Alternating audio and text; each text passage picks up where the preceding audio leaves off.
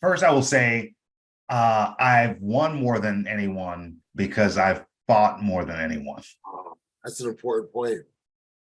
So I'll even start off by just saying I've got 39 losses, but I've learned so much through all those losses. That's why I have over 400 wins. Right. But if I would have stopped at 20 losses, right, where would I have been? Right. So stepping up to the plate and showing up more than anyone else really is what we're talking about, right? Yeah. Just another edition of the most audacious podcast you'll find on the internet. This is the Audacious Living Podcast, and as always, it's an absolute pleasure to continue our ongoing goal of helping our listeners live their best audacious lives ever. So thank you for joining us and being here. This is episode 212 of the podcast, and I'm super excited today because we truly have an awesome guest coming up on this edition. He's a former Olympic heavyweight, a multinational champion boxer with over 400 wins under his belt. In fact, he's the all-time winningest boxer in U.S. history, which is a big deal as far as I'm concerned. He was also featured in the Netflix documentary Counterpunch. If you haven't seen it, it's definitely worth checking out. His name is Cam for Awesome, and I'm super happy that he's here. We'll talk all about the power of consistency, believing in ourselves, and learning from setbacks. Trust me when I say this is a fun conversation. You'll even find out how he got the name Cam for Awesome, and like I said, we had a blast. So without any further ado, here's my chat with Mr. Awesome. Enjoy. Greetings, Cam F. Awesome. Thank you for being here and joining me on the Audacious Living Podcast. It truly is an absolute pleasure. Thank you, my friend. Thank you for having me. I'm excited to talk with you. Yeah, I'm excited to have you here. It's not often that you got the winningest boxer in U.S. history on your podcast, right? So that's a cool little thing, title that you got for yourself. Yeah, and it wasn't even that hard. Really, I love it. I can tell you all the secrets. I love it. Well, it's interesting because I would imagine that so even let's start there. I mean, because people start talking, wow, you won more than anyone else, but they don't recognize that there's been a lot of challenges on that journey to get there. Like, it doesn't just happen overnight. There's a lot of work and perseverance, dedication, isn't there? Yeah.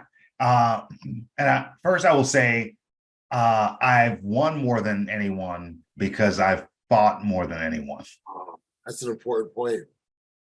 So I'll even start off by just saying I've got 39 losses, but I've learned so much through all those losses. That's why I have over 400 wins. Right.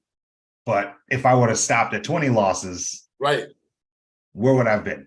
Right. So stepping up to the plate and showing up more than anyone else really is what we're talking about, right? Yeah, just consistency.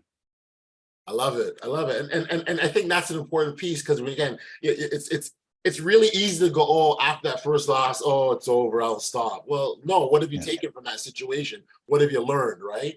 And I think that's what people need to focus on, not just the wins. The wins are great, but there's more to it.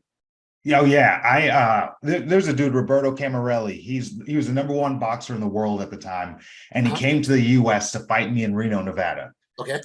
And if you think I'm gonna let someone come on my home turf and beat me, you crazy. I love it. I lost that fight. Oh, wow. Yeah, that wasn't a part of my plan. Right. I had this whole plan about beating him and all that got. Yeah, he was so much more experienced than me. Right. And in Europe, they throw wide punches so you don't see it coming. Okay. And I never experienced that before. I was a fish out of water. Gotcha. And I got to the locker room and I realized I only got schooled because I never seen that. Gotcha. And now I've seen it. No one else in America has seen it. And then I went on like a 30-fight win streak. Right. From that one loss. Isn't that incredible?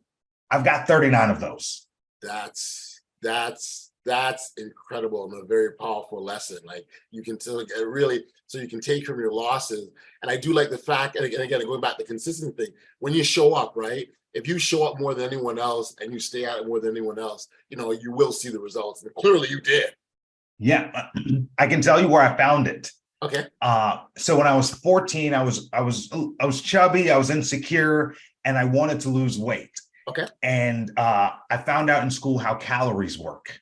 Okay. So you burn about 2,000 calories a day, and you eat about 2,000 calories a day, and you break even.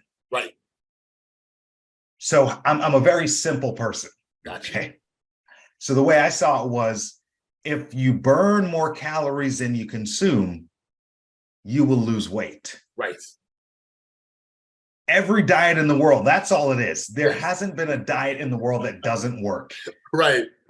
It's just the discipline we put behind it. Got you. But I was 14 years old and my simple brain saw that. And what I did was I said I was going to wake up extra early before school every morning, and I would rollerblade for an hour.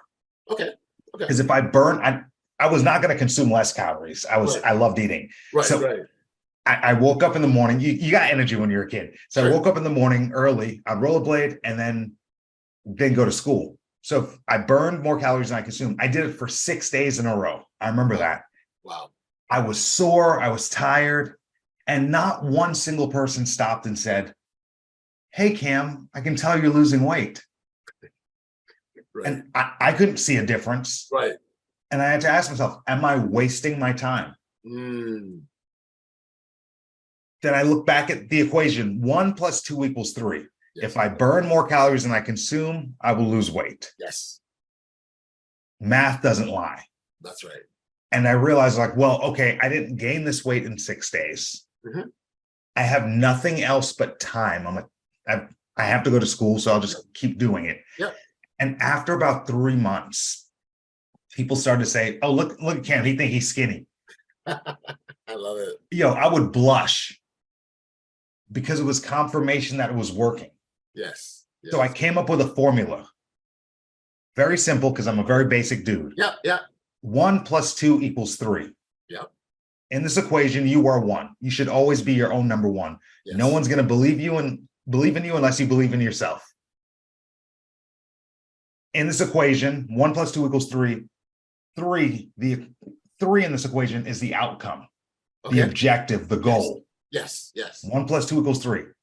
2 in this equation is the work you need to do to get to 3. Love it. 1 + 2 = 3. So in my mind, me plus rollerblading equals losing weight. Sure. Yeah. It's a simple equation. Yep. And if that equation works, where that's the only way the equation does, it's the only way it will work. That's right. You're correct. You have to keep going, because that's what delayed gratification is. Mm. The problem is, and the reason why I named number two is because it is the way it sounds. Yes. It's the shitty part of the job.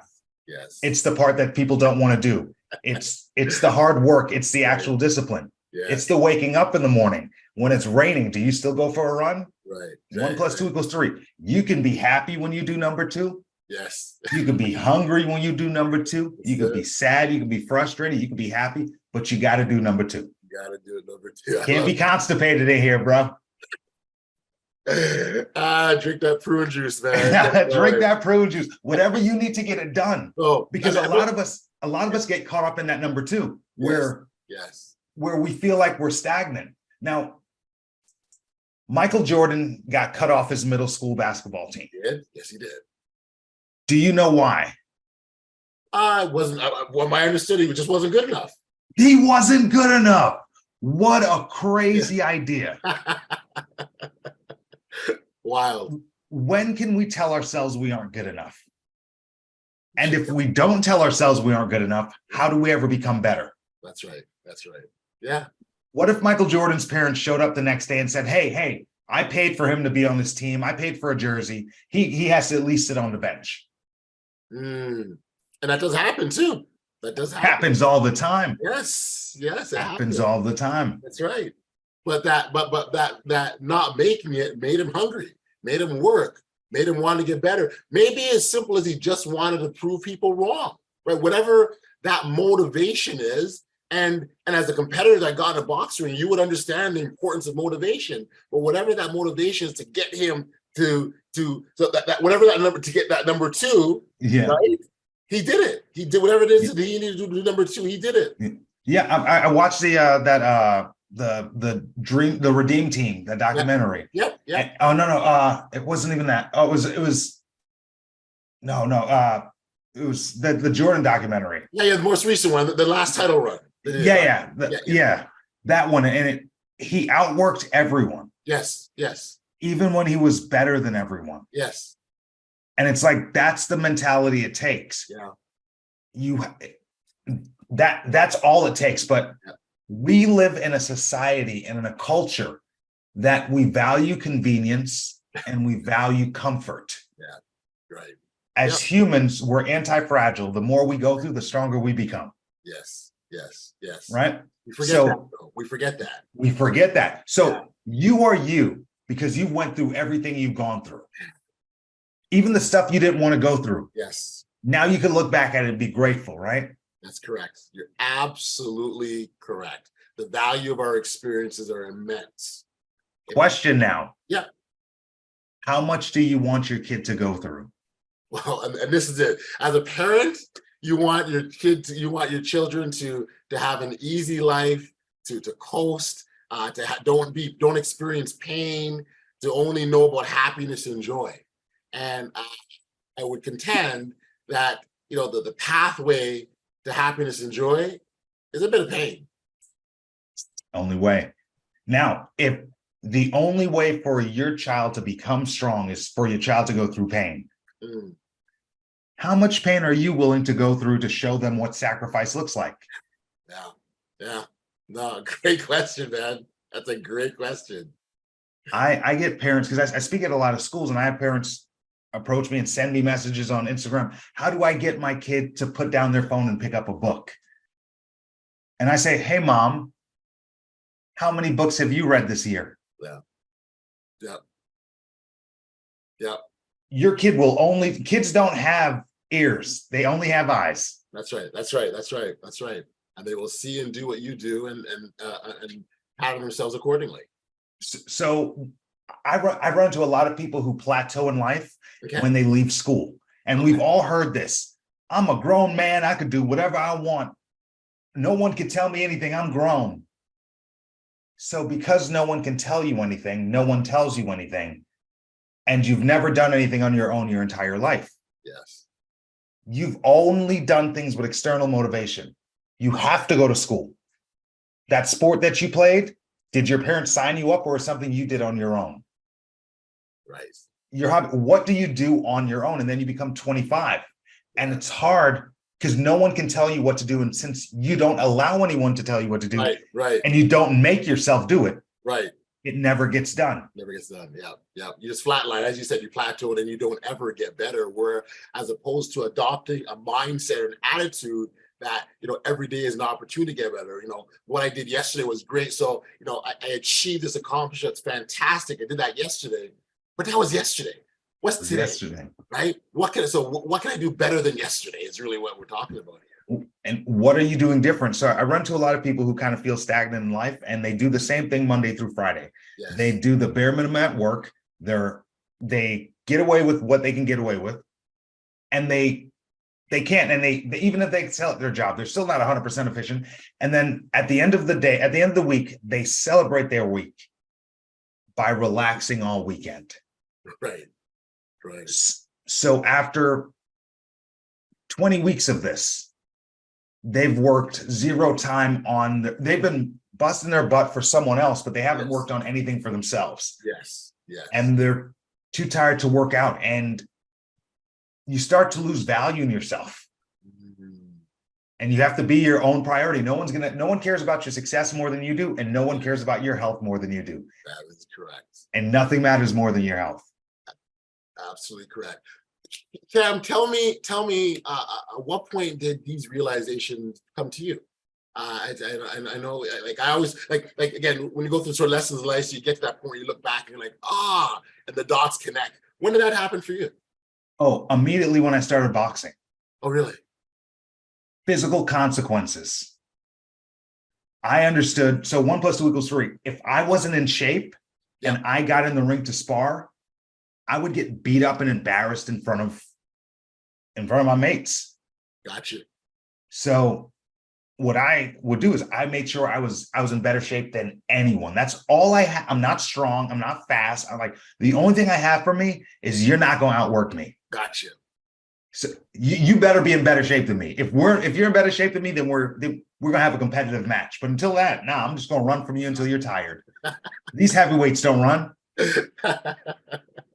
So I had these instances where I had to say, hey, do I want to go hang out with friends? Yep. Or do I want to go hit the gym? Right. I do want to go hang out with my friends. Sure. But in the back of my head, my greatest fear as a boxer was getting knocked out and being my opponent's profile picture. Wow. Wow, that's powerful. Getting posterized, bro. Yeah. No, that's powerful. That's it. Right. Or getting knocked out and being turned into a GIF. Yes. It's yeah. that, and because of that ever real fear, it always made me work harder. It always made me sacrifice more. It always made me give more effort. Yes. Yeah. Because I was terrified. Wow. And because I worked out I did everything I could before a fight. When I got to the fight, I had this, I won't even call it, I'll call it arrogance. Yeah. Because I knew there are 3 people in this ring. Mm-hmm. One of them's the ref. Yep. And one of them's a loser. Yes. I'm not either of those. I love it. Like, that's how because I've done all the work. I'm so sure. And if I do lose, that's not on me. Right. Because I literally did everything I could. Yeah. Now I got to go back to the drawing board. I learned something. Mm-hmm.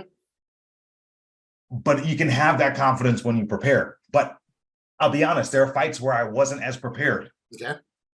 And as I'm walking to the ring, you don't walk with that confidence that you was walking with when you were really prepared. It's different. It's different. Ooh, it's different. And you're like, ooh, you know what? 2 Thursdays ago. Yes. I went to that happy hour. Bro, you didn't need to go to that happy hour. You didn't even have a good time. You were out there looking for something. What were you looking for? Yes. Now you're looking for a fight. Yes.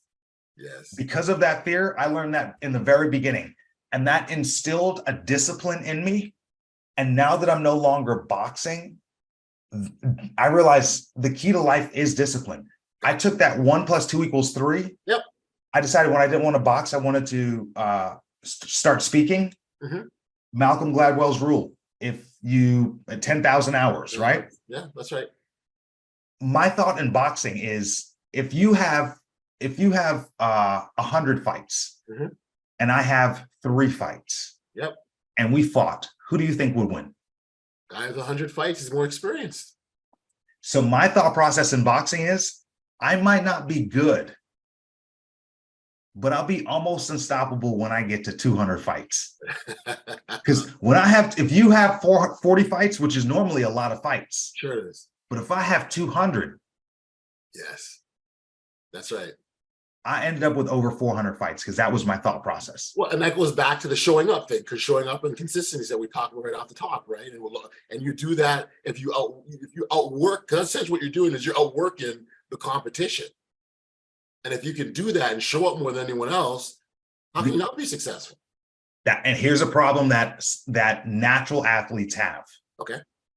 They find success so easily in the beginning because they're naturals that they never understand how hard you truly have to work to get to that next level. Yes. That's a really, really good point. If it comes easy to you, the work, you haven't really worked. And it's those athletes that get it to that next level who put in the work and understood that work got to where they got to. They're able to go to that next level, whereas these other ones are naturally gifted. Just kind of plateau early. Yeah, you don't even have to stop at athletes, students, employees, whatever it is. This is capitalism, baby. It's a competition. Yes. Let them say what they want. You competing for something. Yes. There's someone out here who's going harder than you. Yes. As a boxer, people laugh at me because I would fall over in the ring a lot and whatever. I'm clumsy. I'm not that athletic. I love it. But I was the #1 boxer in the country for over 10 years. I love it. Because you're not going out and working. That's right. So the mindset of that. That's that same mindset. So when I decided to get into speaking, 1 + 2 = 3, me plus speaking a lot of stage time equals being a good speaker. Yes. Because when I'm become a good speaker, then I become a successful speaker. Yes. Most speakers want to become like, how do I get paid? Right. Right. You ain't good. That's right. Be undeniable and come back for a paycheck. Absolutely. Absolutely. So what I did was I bought a van. Okay. Because I wanted to speak as much as possible, right? Yes. Yeah. Yeah. There are 140,000 public schools in America. Okay.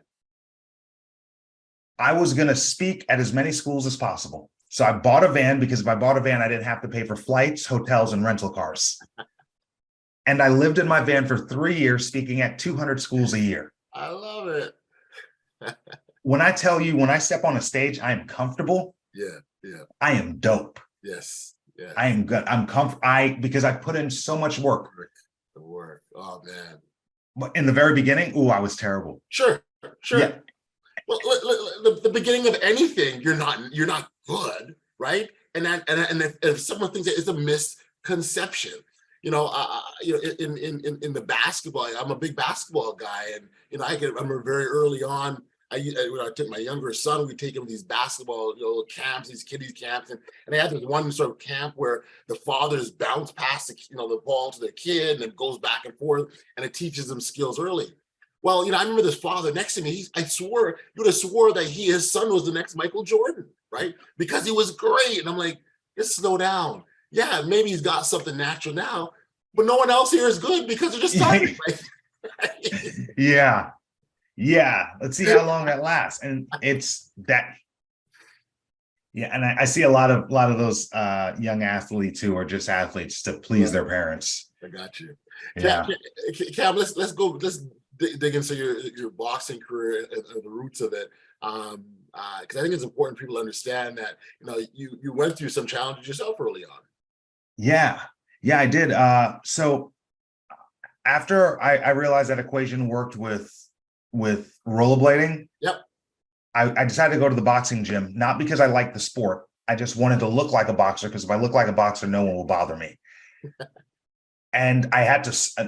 I eventually got in good enough shape to where they're like, "Hey, get in the ring and spar." And I didn't want to, but I was peer pressured into it, and I was so afraid that the equation became me plus not getting hit equals surviving. And I just wanted to survive. And I moved so much in the ring, and my defense was so on point. And I realized how much calories I can burn from sparring. Yep.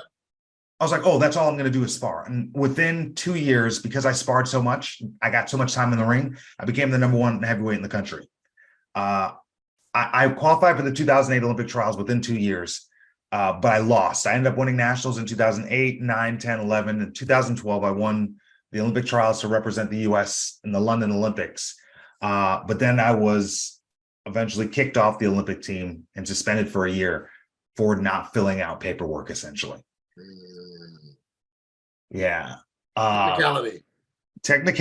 How'd that feel? That must have been like a shot in the gut. Oh man. First of all, embarrassing.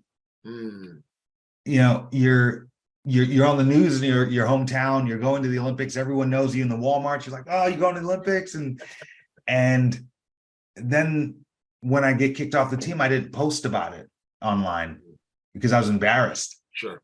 I left to fight in the World Games in Azerbaijan. Okay. And I forgot to tell the drug testing agency I was leaving the country. Okay. So they showed up to my house to give me a random drug test. Now, I was in Azerbaijan fighting in a tournament. You have to get drug tested to even fight it. Right. But they showed up to my home to give me a random drug test. I wasn't there. A missed test is a positive test. I got suspended for a positive test. Oh, man. And so now you're there's a couple of things that you're dealing with that embarrassment you talked about of being suspended, but then also the implication is that that you were positive. The situation clear. The headline said that I failed to meet drug test requirements. Yeah. No one's reading the body of the article. No, they've read enough. They read enough, and this wasn't even a real offense. Like, it used to happen all the time, and no one cares. But it was after Lance Armstrong went on Oprah. That was back about 10 years. And they made an example out of a few athletes. I was one of them. Gotcha. That's tough. It was tough because I had no money. Like I lost my sponsorships. My sponsors was my car, my gym memberships, the home I lived in. Wow. They told me not to go back home. They said, let us know where to mail your stuff. Wow. That's tough. Yeah. So I got back and I had to immediately, like the next week, start figuring out a way to make money. So I started doing like boxing fitness training. Someone let me use their gym, and I was making posts on Craigslist and trying to get people in the gym somehow. And I was a very overweight personal trainer. It was a bad business model. At least you recognize it. Oh yeah. I was drinking a lot. Every day I would eat. I would go to McDonald's. I would get 3 McChickens, with cheese, and 3 McDoubles, no mustard, no pickles, extra onions, extra ketchup. Look, no mustard, pickles. That's it. You're being conscious of your weight there, obviously. Yeah. Hold the mustard, hold the pickles. And then during my suspension, I gained a lot of weight, and then I lost a bet, and I had to be vegan for 28 days. Oh wow. Okay. And the diet entails sobriety, which means for the first time during my suspension, I had to be sober and deal with my problems. Gotcha. Then I realized, so back when I first started boxing in high school, I wasn't that confident person. But my senior year in high school, I was living in Florida, and my boxing gym was it was a 6-mile walk from my boxing gym to my high school. And it took me about 3 hours, and I did that 5 days a week. Right. I didn't have music back then. This is back with MP3 players. Yep. So I would just be stuck with my thoughts. So I just make up stories. Yeah. Now in these stories, man, I was kicking butt. I had all the money, all the girls. People were afraid to fight me. I was traveling around the world. None of this was true. Sure. Yeah. But these were the stories. And I would do that for 3 hours, 15 hours a week. Yeah. And then work out.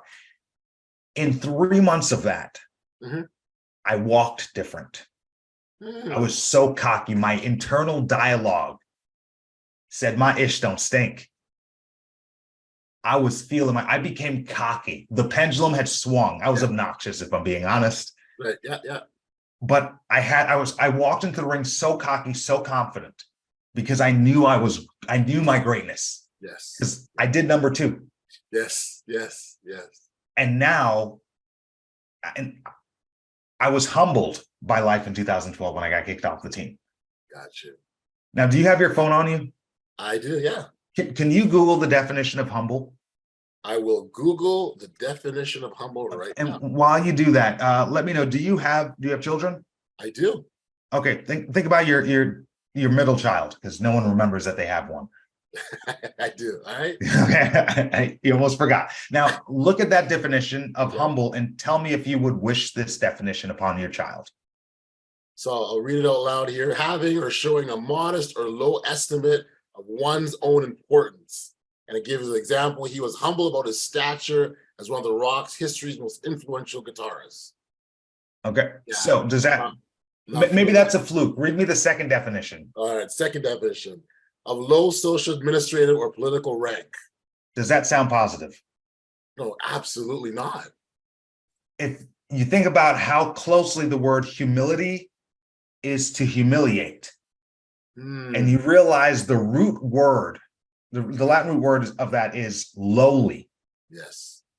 I believe words are very powerful. They are, yes. During my suspension, I was beating myself up. I was so angry at myself. I was trying to get back in the gym. I'd work out for a couple of days, and I would fall off. And I'd work out for a couple of days and I would fall off. Right. And I would beat myself up, and that was uncommon for me. And then I thought back to me walking 6 miles every day and me in 2012. One of us liked me. Yes. I wanted to change my internal dialogue. Yes. If I was humbled by life, I was no longer going to be humble. Yep. So I decided to change my last name to Awesome, as a reminder that I am awesome, and you can speak anything into existence. And it was less than $200. Love it. I love it. Well, we talk about the internal dialogue, but even our self-worth, what we think about ourselves, how we see ourselves are all so important. And that's why, and you said words are powerful. Like, I mean, sometimes people will say, well, I'm so stupid. And no, no, that's not, don't bring yourself down. You're programming yourself to think less of what you are, right? That's why. Sorry. No. I'm like we're I agree. I'm so agreeing with you. Yeah. We're both feeling the same energy, but oh my gosh, but it's true. Like, the way you talk about yourself, how you feel about yourself, and then it comes through, and people can see that. Yeah. What if your child spoke to you the way you speak to yourself? Oh, man. You get in from a long day's work, you put your bags on the table on the kitchen counter, and you realize you forgot your phone in the car. Yeah. Now, what do you say? Oh, oddly, you forgetful guy. Yeah. All right, let's go get that phone. Yeah. That's not what you say. Yeah. You idiot. You stupid. Oh, man. Yeah. I'm so stupid. I'm so forgetful. Yeah. No, that happens. You're like, I get more steps in. Like, you can look at anything any way you want. But if you say you're constantly stupid, yeah, then it's going to look real weird when you meet someone who thinks they're awesome. Yes, you won't recognize. Yeah, you're like, yeah.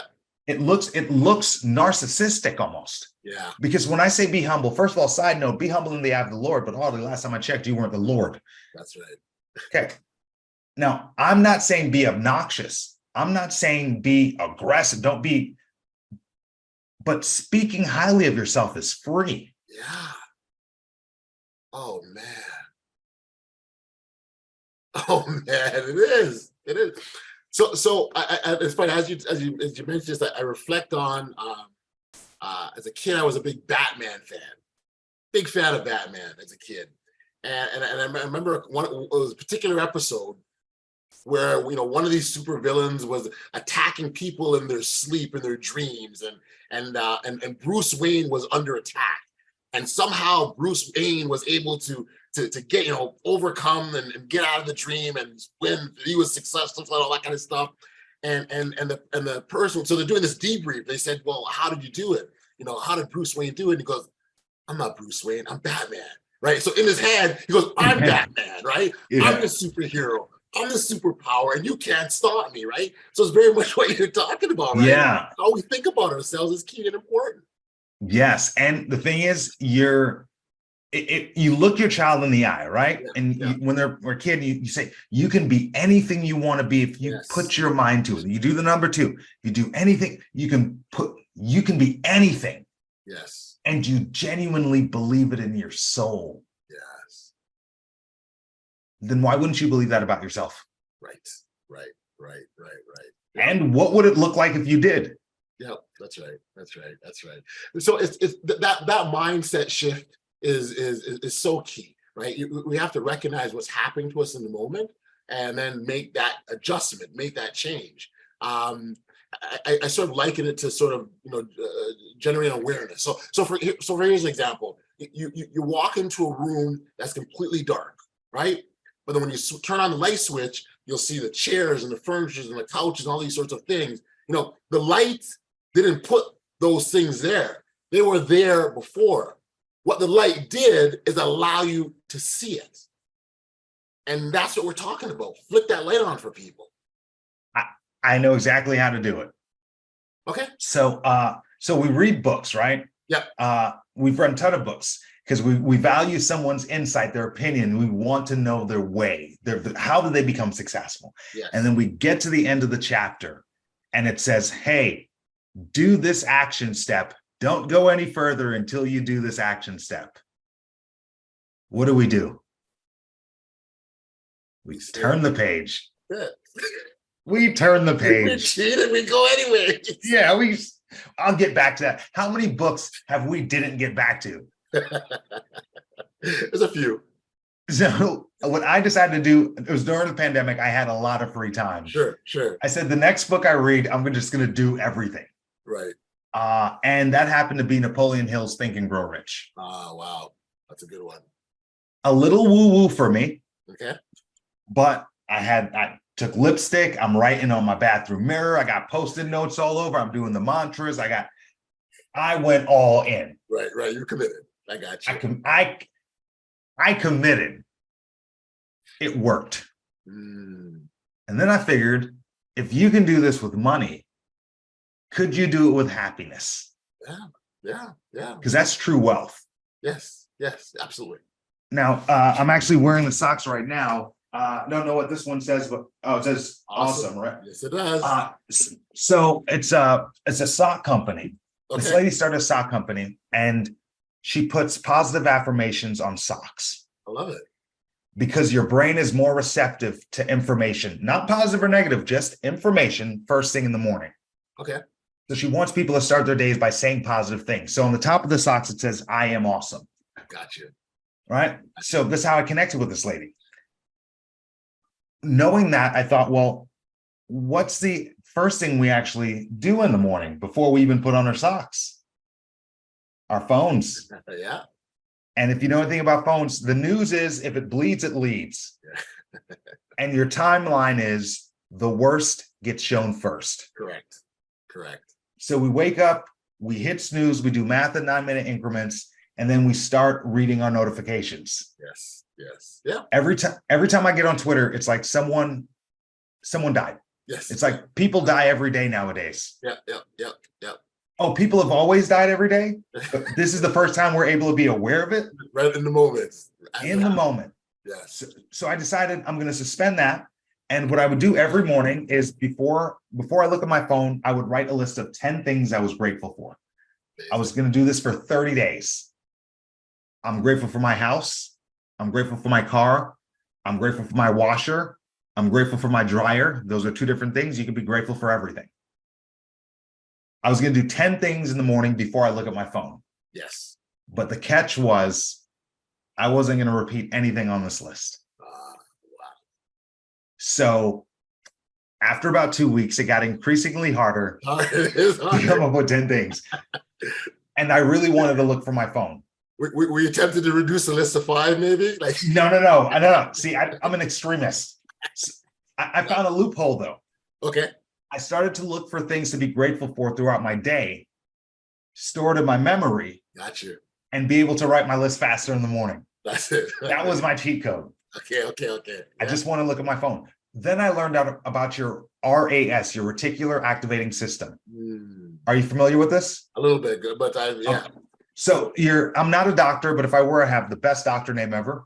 Okay. Dr. Awesome. Yes, it is. But so your brain takes in billions of bits of information every moment, not every second, every moment. Moment, a lot of information. Yep. So the way your unconscious mind filters it through your conscious mind is through your RAS. So if you ever heard what you seek is what you will find. Yes. A perfect example of this is, let's say that you go shopping for a yellow car, right? You don't buy a yellow car, but after that, you start seeing yellow cars everywhere. Absolutely. Has something like that ever happened to you? Absolutely. And it's not that someone painted all the cars yellow the day before. You're seeing them all the time now. Those cars. Now, the reason why is there's so many cars your brain sees. There's so many cars, and it can't show it all of it to you because that's not all relevant to you and to your safety and your productivity. So it only shows you the cars you want. And the second you said, hey, I'm looking for a yellow car, your brain's like, okay, let's start showing this guy all the yellow cars. Do you wonder why it's a coincidence that whatever car you happen to drive is the most popular one on the road? You see it all the time. Whatever you drive just happens to be. Everyone drives a Tesla. Yeah, that's right. The fact that I even said Tesla, someone listening is like, oh, I drive a Tesla. See? Yes. Now, I didn't realize this, but when I woke up every morning looking for things to be grateful for, what did you think I started to find in my life? Lots of things to be grateful for. And there was nothing on this list that shouldn't have been there the day before. Right. Just the more you dig, the more you will find. Yes. Something magical happened after 3 weeks. It would take as fast as I can write, I can think of it. Wow. Because your brain starts to find things to be grateful for. Yes.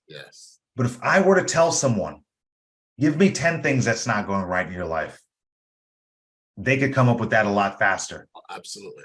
Absolutely. it's what we're looking for. Right. Another thing that I did with this list is I don't add anyone's name to this list unless I reach out to them that day out of context and tell them that I love them or appreciate them. Yes. So I sent let's say I sent a picture of my friend Marlene in California. I'm like, hey, Marlene, I sent her a picture of us having lunch years ago. I'm like, hey, Marlene, can't wait to have lunch with you again sometime. Love you. Have a great day. When she gets that, she doesn't respond right away. She's not that type of person. But when she gets it, it brings her joy. Yes. That brings me joy. Yes.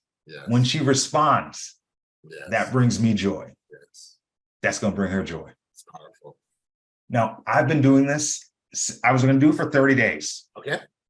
But because I started to feel so good, I started to have felt being washed over with joy. Yes. And I connected it to this gratitude journal. I've been doing this every day since July 26th of 2021. Wow. I haven't run out of anything yet. Wow. I love it. Now, what I suggest for everyone to do, maybe you don't have to do 10. I go hard in the paint. I don't think there's 10 is real. 10 is real. 10 is real. Now, that's how I roll. But if you want to start with 5 or 3, but I think it's important that people do this practice, do it with pen and paper, old school style. Yes. Do it with your kids. Do it before school. Even if they look at their phones first, that's not the end of the world.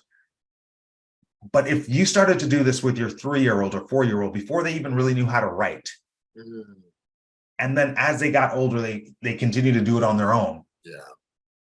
And they saw you doing it. By the time they're 12 and they have their first sleepover, they're going to think it's weird that they're going to be the only kid who writes things they're grateful for in the morning. Yeah. Because it'll be so normalized to be grateful. Is what we do, right? Aren't you just naturally thankful and appreciative for the things that you have, right? Like, why aren't you, right? That'll be the mentality. Yeah. But if we don't do that work to be grateful, yes, how could we be grateful? That's the number 2, bro. Yeah. And a part of that is because as you talked earlier, people will naturally go to the negative, right? And it's easy for them to point out the negative. But when you're intentionally being appreciative and showing gratitude for things that you have, it's not that you're ignoring the negative. Yeah, we can acknowledge it, but we're just saying that we'd rather focus on the positive. That's got more weight in our lives. Yes. Yeah. And what you seek is what you find. So another example is people like to say that social media is negative. Right. I disagree. I think you're negative. You're blaming social media. I don't know if you notice, every 5th post on Instagram is an ad. Okay. I don't know if you notice that. Now your brain's going to always see it. No, that's going to be naturally. Yeah. 1, 2, 3, 4, it's an ad. Check right now. That's how it works. So 20% of your timeline is ads. Okay. Instagram's worth billions of dollars, which means 20% of your timeline is worth billions of dollars. What value are you getting out of that other 80%? Right. That's the key. It's whatever you follow. That's right. If you follow Waffle House fights, you're going to see some Waffle House fights. If you follow the news, yes, you're going to see some negative stories, predominantly negative stories. And I like to tell people, if you watch the news, which I don't know what's going on in the world.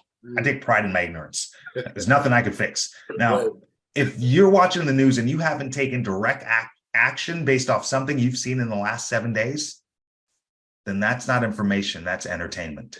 Yes. Entertain yourself a little bit better. Yes. What I follow on social media, I follow dogs wearing people clothes. Okay. All right. I open up Instagram. It's a golden doodle with a briefcase in his mouth. That's what I choose to see. Right. About 20,000 people follow me. I follow about 100 people. Gotcha.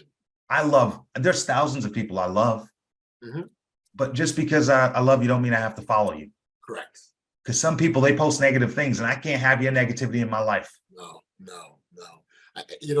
I've oftentimes said it's so important to know the things that bring you joy and happiness and peace. And we should find ways to be around those things or as close to those things as much as we possibly can, because that we'll always be in that state of happiness, right? When we're around them. And to loop this back, being in a state of happiness if you can get yourself happy, and the big takeaway of my speech is, if you can fail without being discouraged, success becomes inevitable. Now, a lot of people think failure is bad, but failing is how you learn. It's how you improve. It's how you get better. Yeah. We talked about that. Yeah. The bad thing is discouragement. That's feelings. Yes. I don't care about your feelings. So 1 + 2 = 3. There's no room for your feelings in this equation. No. Now, when you get discouraged, people don't fail when they quit. They fail when they get discouraged. They quit when they get discouraged. Yes, they do. And a lot of us get discouraged before we even start, so we don't. Yes. If you can get yourself to have more of a positive attitude in life, you will be more of a resilient person because you'll be willing to keep on going. Yes. And that's all you need to do. Yeah, the ability to bounce back. That's what we're talking about here, right? Like that's resiliency is in the face of whatever you encounter. And then again, bad things will happen all the time in life. They happen to everyone. They're unfortunately, it's a part of life. It's our response, our resiliency. How do we bounce back? And the quicker we can bounce back, the better we are. Because the other thing, Cam, about this, I think is important too, is how we bounce back is a message to other people. So if I've seen Cam go through this, he went through it, he did this, but now look where he's at. That's inspiring to individuals, because I will tell you the most empowering thing is to know that you're going through a bad thing or a tough thing, someone else is going through and they got through. Yes. So yeah, that's a beautiful point. Yeah. And so you want, because it's really easy to think that like I'm the only one going through. Nobody knows about this. My struggle is the worst ever. And then all of a sudden, some guy will stand up and go, yeah, I did that. And that's how I did it. Oh, really? Oh, it's possible? Are you kidding me? Right? Okay. Right. So yeah, I get it, man. And I'm so glad you touched on the piece around resiliency, because that is a key aspect of just being successful in life. And success, I know success is it's self-defined, right? What's important to me, what success, it may not be the same to you or to Sally or Tom or Jim or whomever, but it's important that we know what we're after. And I think if we know what we're after, so in your case, you knew that I had your 1 + 2 to get to the 3. You know what that 3 was. So as long as you know and you clear in your mind, go get it. Yeah. And I will also say that 3, so I think of goals as a lighthouse. You're in the ocean, from a distance, you see the lighthouse. That's the direction you go towards. The closer you get to the lighthouse, the more you're going to notice details on that lighthouse. Got you. You're going to realize that lighthouse looks a little different than you thought it did. You're going to start seeing details that you weren't expecting. Yes. Maybe sacrifices you didn't think you're going to have to make. Yes. Now, the closer you get to the lighthouse, the more you're going to see it looks a little distorted. Yes. But you're still going in the right direction. Yep. That's the overall goal. For me, my goal was the Olympics. So 2008, I qualified for the Olympic trials. Then I lost. 2012, I won the Olympic trials, got kicked off the team. 2016, I won the Olympic trials, lost an international competition, didn't get to go to Rio. 2020, finally won the Olympic trials, and then the pandemic happened. Got you. 16 years of my life, I've been going after the same goal. So my lighthouse was the Olympics. I was going in that direction. Yes. If you were to judge my career off of my goal, which was the Olympics, then I failed. My career was a failure. That's right. But if you can look at it as a journey, yes. Oh, then I've had a very successful career. Well, absolutely. Think about what your lighthouse is. And let it be a ridiculously big goal, because a lot of us set small goals because we're afraid to fail. If your goal's so big, you're not even expecting to get it. You give yourself not just permission to fail, but permission to start. Yes. Because a lot of us are afraid to start because we're going to fail. But if you set your goal so big, if your lighthouse is so far, you just worry about that first step. You can't even focus. You can't even see the lighthouse. Take that first step. Yeah. Is that what you refer to when you talk about owning your own awesome? Yes. Yeah. Yes. It's giving yourself permission, because a lot of us don't give ourselves permission to celebrate things. Got you. Because a lot of times we're around people we can't celebrate around. Yes. Think about that person in your life where something good happens and you're like, oh, I can't tell them. Yeah. Because you're here, right? Yeah. And they're here and you have that good news. Yes. But if you tell them and make them feel bad, so what you have to do is when they get around, You humble yourself. Small. You lower yourself Yeah. to make them feel better. Right. But the thing is, you can bring them up to you. That's exactly it, right? Like, why go down instead of bringing everyone up, right? I heard someone talking the other day about the analogy of an elevator, right? Where you're putting people on top of the elevator, and you're in it, and as you're rising, they're rising, but they're going even higher because they're sitting on top, and that's what you're talking about here, elevating people, lifting them up. And the part I love about this, you can do it so simply just by being yourself, just by going after your goals. You don't necessarily have to be a speaker that tells, or that orator that can deliver a wonderfully beautiful, inspiring speech. You could just be living your life daily, consistently, with dedication, passion, and commitment, and that can be inspirational. Yeah. Oh, yeah. That is, and it's your life. Yes. You should be doing what you want with it, but it's so much easier to find the gratitude when you do, when you actually practice it. Oh, I love it. Cam, this is real awesome. Awesome, literally awesome. I love that. Actually, you probably get that a lot. Curious though, when you made that name change, what was the reaction? Because that must have caught people off guard. My mom didn't click like on Facebook, where she found out. That's when you know. I called her up. She's like, I didn't give birth to no Cam. So I like that. And then the F, so it's Cam F Awesome. The F symbolizes the last F I had to give. Oh, wow. I stopped caring about what people think. I was going to be authentically myself. I had the audacity to put the F in. I love it. It's so fitting. And again, here on this podcast, we focus on audaciousness that exists in every single one of us. We all have it. It is there. It's a matter of us stepping into it. And to hear your story and hear what you've done and hear what you continue to do, you've done that without question. So, I mean, no pun intended, but that's awesome, Cam. And $10 puns. $10 runs, King. That's great. So for our listeners that are enjoying this and want to learn more about you or connect with you, where can we send them, Cam? You can camfawesome.com or on social media at camfawesome everywhere. I'm a keynote speaker. I also speak at schools, and I've traveled to over 30 countries as captain of Team USA, where I would find the do's and don'ts about each country and relay that message to my teammates. Gotcha. Through doing that for over a decade, I learned a lot about cultural communication. So I also speak about cultural communication in the workplace as a diversity consultant. Amazing. Wow. Well, I love the way you've translated your experience to be able to certainly in the corporate sphere and be able to help others understand, again, even like diversity as an example. It's amazing. That's great. Cam, this has been great, man. I really appreciate you doing this, man. Thank you. And we all have so much to offer. We do. And it starts by us not thinking that we're too small. Think big. That's it, man. Think audaciously. Think audaciously. Cav, thanks for this. This is awesome, man. Thank you, brother. Back we are here on the podcast, and much thanks and appreciation goes out to Cam for such a fun conversation, man.